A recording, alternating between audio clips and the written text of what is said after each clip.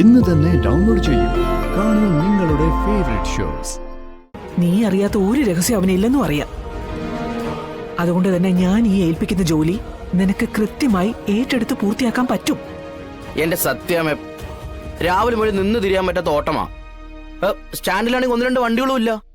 അപ്പൊ അവിടെ ഉള്ളവർക്ക് നല്ല ഓട്ടമാ. അതിനിടെ സത്യം ഏൽപ്പിക്കുന്ന ജോലി കൂടെ എടുക്കണമെന്ന് പറയുമ്പോ അല്ലാട്ടെ എന്ത് ജോലിയാ?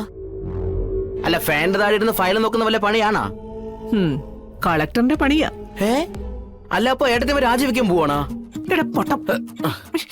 എടാ പൊട്ട ജങ്കര, നീ ഈ ഓട്ടോ ഓടിക്കുന്നതിന്റെ ഒപ്പം എടുക്കാൻ പറ്റുന്ന പണിയാ. എടാ, വീട്ടിലിരുന്ന് പറയാൻ പറ്റാത്തോണ്ടാ ഇങ്ങനെ പുറത്തു നിർത്തി പറയുന്നത്. അതിന്റെ കാരണം എന്താ? ഈ വീട്ടിലുള്ള ഒരാളുടെ രഹസ്യങ്ങൾ അറിയുക എന്നതാണ് പണി. അതായത് ചാരപ്പണി. അപ്പൊ ഇടി കിട്ടുന്ന പണിയാണല്ലേ? ഇനിയിപ്പോ ആരുടെ കയ്യിൽ നിന്നാണെന്നും കൂടി അറിഞ്ഞാ മതി. എന്റെ ജന്മം ധന്യമായി. പറ സത്യമേ, ഞാൻ ആരുടെ മനസ്സിന്റെ അകത്തേക്കാ ചാരപ്പണിയുമായി തലവെച്ചു കൊടുക്കേണ്ടത്? എടാ, അത് മറ്റാരുടെ കാര്യങ്ങളും എനിക്ക് അറിയണ്ട. എനിക്കൊരൊറ്റ ആളുടെ കാര്യം മാത്രം അറിഞ്ഞാ മതി. നിന്റെ ആശാന്റെ, എന്റെ മകൻ വിഷ്ണുവിന്റെ കാര്യങ്ങൾ. ഒരു ഇടിക്ക് 6 കിലോ തൂക്കം, അതുപോലത്തെ 2 ഇടി തികച്ചും വേണ്ട.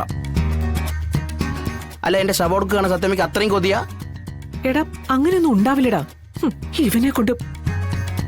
എടാ, നീ ആവുമ്പോ അവൻ സംശയിക്കേയില്ല.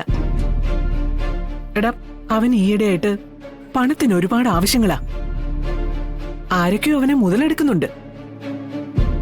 നിനക്കറിയാലോ. എടാ, വലിയൊരു ദുരന്തത്തിൽ നിന്ന് കരകയറി വന്നിട്ടാ നമ്മൾ ഈ ബിസിനസ്സുമായിട്ട് മുന്നോട്ട് പോകുന്നത്. വിഷ്ണുവിന്റെ ഒറ്റ ബലത്തിലാ ഒരു തടസ്സമില്ലാതെ നടന്നു പോകുന്നത്. പക്ഷേ ഈയിടെയായിട്ട് പണത്തിന് ഒരുപാട് ആവശ്യം അവന് വരുന്നുണ്ട്. ഞാൻ അറിഞ്ഞും അറിയാതെയും എന്റെ കയ്യിൽ നിന്ന് ഒരുപാട് പണം അവൻ മറിക്കാനും തിരിക്കാനൊക്കെ തുടങ്ങിയിരിക്കുന്നു. എടാ, നേരത്തെ 1 രൂപ പോലും എന്നോട് ചോദിക്കാതെ അവൻ എടുക്കില്ലായിരുന്നു. അങ്ങനെ ഒരു ആവശ്യം അവന് വന്നിട്ടില്ല.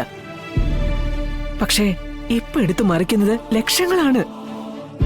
അതെന്തിനെടുത്തു എന്ന് ചോദിച്ചാ കൃത്യമായിട്ടൊരു മറുപടി അവനില്ല. എടാ, ഞങ്ങളുടെ കുടുംബത്തോട് കൂറുള്ളവനാണ് നീ. അതിലുപരി നീ നിന്റെ ആശാനെ സ്നേഹിക്കുകയും ബഹുമാനിക്കുകയും മനസ്സുകൊണ്ട് ആരാധിക്കുകയും ചെയ്യുന്നവനാ.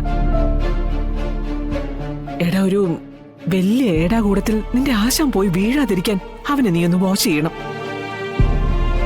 അവൻ പോകുന്ന സ്ഥലങ്ങൾ, അവൻ കാണുന്ന ആൾക്കാർ, അങ്ങനെ എല്ലാം. എടാ, നിന്റെ ഓട്ടം പോകുന്നുള്ള പേടിയൊന്നും വേണ്ട. അതിനുള്ള തുകയൊക്കെ ഞാൻ നിനക്ക് തന്നേക്കാം.